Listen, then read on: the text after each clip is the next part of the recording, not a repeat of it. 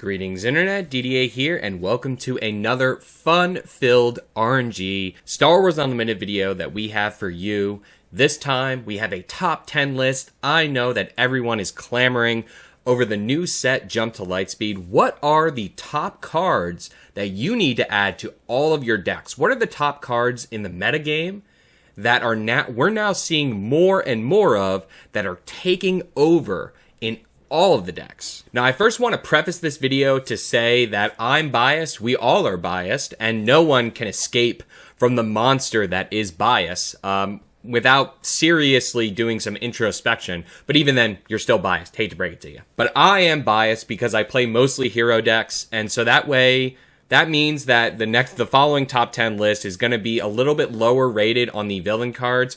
A villain player out there would have a completely different list than me. So strap in, because we are going to talk about all the best cards in Jump to Lightspeed. Now, starting out here with number 10, this one is going to shock some of you, and that is number 10, War Juggernaut. I know what you're saying, DDA, how can you possibly rate War Juggernaut at number 10, being that Django is 50% of the meta, 50% of all the wins of the PQs. Well, simply put, War Juggernaut gets a lot worse when you take away Django Fett. I've been playing War Juggernaut in other builds, and the card is kind of mediocre in those builds. It does hit sometimes, and doing 6 or 7 damage with the War Juggernaut makes it very powerful.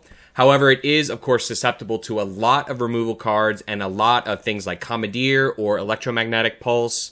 But simply the fact that this card has no limit and can hit literally 1,000,000 units, I'm sure eventually in this game, much like Magic the Gathering, we'll be seeing these token decks kind of take over and create like 30. I mean, we're already seeing it, but when those token decks actually take over is when we will see the full power of War Juggernaut, and for that reason it gets my number 10 slot. If you put it in a Django deck, of course it's the best card in the deck, but at other decks, so if it's like 11 in Django and if it's like a 6 or a 7 in other decks, that's why it gets my number 10 slot. Number 9 is Red Squadron Y-Wing. This card has taken over in all of the hero decks. It is so powerful. It is unprecedented and unprecedented 4 damage for a turn 1 play. That is incredibly powerful. I cannot overstate this. If you are playing a red hero deck and you are not immediately slotting in 3 Red Squadron Y-Wings, you are making a mistake. Yes, they can spread the damage around, but you know that unit trades are going to happen regardless. Unit trades happen, and being able to push damage in those Quinlan decks, the Mace decks, Sabine decks, I mean, all those decks, all those aggro decks can also make use of the indirect damage. Hey, your Wrecker is now hitting for an extra 2 or 3. So strap in and strap 3 of these into every single red build. Every single red hero, of course. Number 8, and you can see this list is just full of cards that are completely unprecedented in Star Wars Unlimited, and number 8 being Planetary Bombardment falls into that same category. This card has the potential to actually do 8 damage to the base with 0 units on the board. We did not see a powerful level of base damage take over this game since this card was printed. Like, this card stands as the highest damaging base card in the game by far, as a single card use. This makes it quite interesting for the control decks, because traditionally decks that didn't play units could simply just answer units and be okay. Yeah, you could maybe take a 4 cause for 3 or 4, but that's okay. But taking a Planetary Bombardment for 8 without any units on the board, with no response, that's tough. And then once you start adding capital ships, and the crazy thing, and the reason this gets such a high slot at number 8, is because 8 is still high, even without a capital ship. Capital ship takes it into the stars, but alone without a capital ship, it's still strong, and that's why it's number 8 on my list. Number 7 is probably a card that would have been ranked lower in an earlier metagame of Star Wars Unlimited, but number 7 is Stay on Target. This card has taken over for me. Most decks are running a full fleet of very strong ships, and Stay on Target is one of the best aggro and mid-range cards giving you 2 damage and a card draw. The card draw is so massive for aggro decks, being that there are so many decks in the meta game that are discarding cards from your hand, and just aggro style in general, you're burning a lot of cards for damage. So just being able to refill that one card makes it so incredibly powerful. Of course, I have to mention Trench Run here. I compared the two of them, and I thought that Trench Run was far more limited. The fighter limitation on Trench Run dropped it down for me. Trench Run would definitely be in my top 20, but Stay on Target being usable on more targets like a War Juggernaut and things like that makes it just better overall card with the card draw. But Trench Run being 4 damage is definitely worthy to note. Number 6, our first villain card. You can see I'm biased, but hey, it happens. Number 6, our first villain card is, of course, No Glory, Only Results. This card is incredible. Again, unprecedented. This is a card that takes out Lurking Tie. It takes out anything in the game. Anti-defeat effects. It does have some downside, but it will get you when defeated effects for yourself. It does have some downside, mainly bounties. So if you steal something with a bounty, you're giving your opponent that bounty. There are some weird things with it, but overall, it's probably the best removal in the game. Like, it competes with Power of the Dark Side. I would say maybe Power is a 10 and this is a 9. But still, probably the best removal in the game, and it's up there at a high, like we're getting into the top 5 now. Number 5, my bias fully showing, as this is ranked higher than No Glory Only Results, and that is, number 5 is Hera Syndulla. This card has become one of those cards that when you read and when you play, it seems really strong, but then as the set progressed, more and more people started to realize how powerful Hera Syndulla was, and that is simply because of math.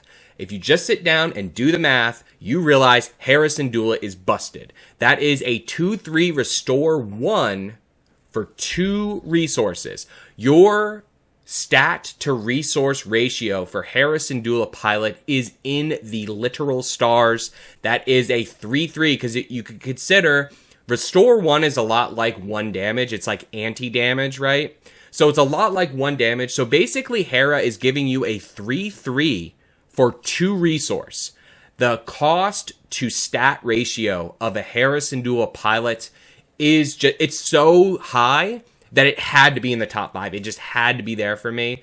As the game continues, I'm sure we are going to see Hera Syndulla enter into more and more and more blue decks. She's already in my blue decks and pretty much all my blue decks.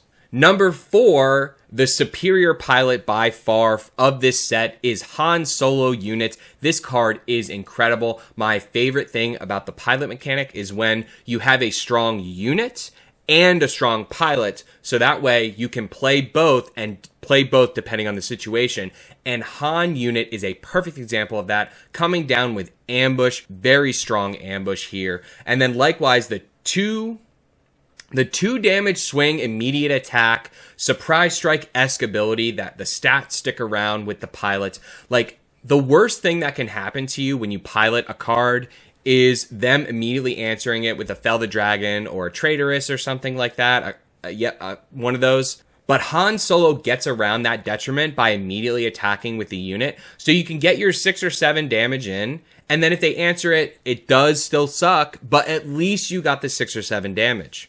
Or potential unit kill. Han Solo, one of the greatest cards. There's a reason the foil one is at $60 right now. Crazy, crazy strong card. Number 3, these are the ones that's going to surprise no one. Number 3 is, of course, Ahsoka unit. One of the greatest heroism cards to release. This card, it's just so powerful. It swings the game in multiple ways for you. You know, you get that discard, everyone's playing units. You get that discard and then potential exhaust, and then you put a body on the board. Like, we all know how strong Bodhi Rook was. We all know how strong discarding a card from your opponent's hand is. How about discarding a card while also developing your board, while also gaining tempo from your opponent? It's like literally doing 3 things for you. There's a reason why every single yellow list is slotting 3 Ahsoka, and it's obvious. Like, she gives you force throw, she works with lightsabers, like, she's just so damn powerful. She's a 10 out of 10 card. We're in the top 3. Number 2, as surprise to no one, is going to be Devastator. You might be thinking that this is a number 1 card, and I agree with you.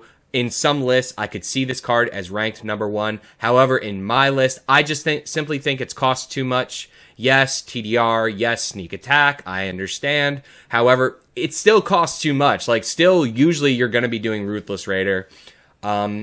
It's just a great card. The effect to choose where your indirect damage goes, either go straight to base or go through shields, spread it out and kill a bunch of units. The options that it gives you is incredible. It doesn't have Overwhelm, so being a late game capital ship does leave it kind of wanting sometimes, but that 4 indirect damage immediately when it comes down is so incredibly powerful. And then the combos with Triple Dark and Sneak just send it into the stars. Like, there's a reason why there's a reason why Django is close to tier 0. I don't think he's tier 0, but I think he's the top of tier 1. There's a reason he's there. And one of that reasons is War Juggernaut. The other reason is Devastator. And for our number 1 pick, my bias is fully on display for everyone. That is number 1 for the set is Chewbacca unit. Again, another unprecedented effect. Being able to, Lurking Tie is similar. Lurking Tie doesn't get around bounce effects. So that is a difference there, which is why piloting Lurking Tie is such a powerful combo. But Chewbacca can be damaged by cards, so like he's subject to open fire and pings from Django and things like that. So there's kind of a balance there between the abilities of Lurking and Chewbacca. Chewbacca, though, for heroes, we didn't have anything, and this guy slides nicely into all the green lists. He's an amazing pilot. He is an amazing unit. He can still be killed by no glory, which is definitely worthy to note there, which is why he's not like a tier 0 card. He is still the best card in the set, in my opinion, because we are in a yellow meta, and we didn't have this effect before in hero decks, just putting him into pretty much all hero lists, making hero green kind of the standard for hero decks, because if we're going to stand up to the yellow meta, we need to use this Chewbacca to send our Restored Arc in for 5 damage every turn. So of course, because my name is DDA Greenleaf, I have to have like 10 honorable mentions. If you've ever seen me do a top 10 list or a top, you know that it usually ends up being like a top 25. So this is where I am. I have some honorable mentions here. I have to mention all of these because there are just so many powerful cards in this set. They did such a great job with the set. So many powerful cards in this set. My first honorable mention here has to be R2 unit. R2 pilot unit. It's so powerful. Like the 0 cost. Again, you think about the stat to cost ratio through the charts. Like you're dividing by 0. Boom, it goes to infinity. So R2 infinity. Hey, meme it. R2 infinity out there. But seriously though, well, undefined. But seriously though, R2. Really, really strong card. It has combos. I mean, it's basically a blank pilot. I think a lot of people kind of get confused by the wording. Just, it's a pilot that doesn't take up your pilot slot. That's the only thing it does. It gives you +1 pilot, but it itself is a pilot, so it takes up that extra slot. So it's just a pilot that doesn't take up the slot of the pilot. But incredible card, stat to cost ratio through the stars, and just really, really strong card. And the stat line, again, another example of a unit pilot that's also a really strong unit play. 1/4 for 1 is very powerful. My next honorable mention has to be Blue Leader. Blue Leader, such a strong card. Again, unprecedented. We haven't had this ability to change arenas before. And being that it has ambush and the ability to change arenas, just crazy strong. It gives you so many options.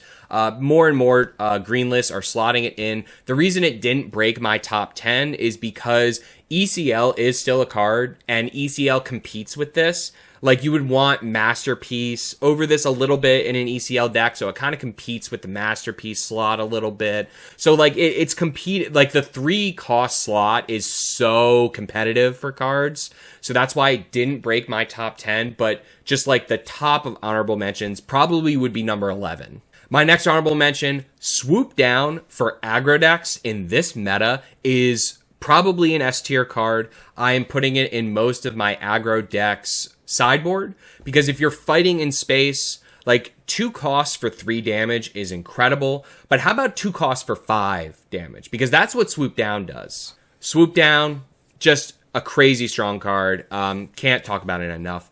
Speaking of the metagame, my next honorable mention is Commandeer. Commandeer didn't break my top 10 because it's really dependent on the meta. Like, obviously, if no one's using vehicles, then this card is not good, right? Based on the current metagame, Commandeer is a top 20 card. It's a top 10 card based on the metagame. It may be the best card in this set just because of the metagame, but I'm trying to make this list, like, applicable to all metagames, like, just based on card power. So, you know, when you look at this card in a vacuum, it gets a little bit weaker because the meta, in theory, should be balanced between vehicles and non-vehicles. This is Star Wars Unlimited. Our Force users are not vehicles. But overall, like, when you think about what Commandeer gives you, like, for the 5 cost, it gives you a unit, attack, and a bounce. That's just such crazy value for 5 cost. It's super strong, and there's a reason why a lot of decks are slotting it. And that reason is Jango Fett. And my last honorable mention, I know, Anthony, you and we can't decide on anything, so I have to have 10 honorable mentions here. My last honorable mention is the combo between Captain Tarkin and Admiral Yularen. These 2 cards are just so powerful as buff anthems that are given to all of your vehicles. Admiral Yularen has crazy combos. Like, I could literally talk for 2 hours about some of the combos that you can do with Yularen. Just kind of read and think about him. Like, depending on the situation, you go Grit, you go Sentinel, you go Restore. Like, it gives you so many options. It's crazy. And then Tarkin, giving Overwhelm and +1 damage is definitely the aggro version of Yularen.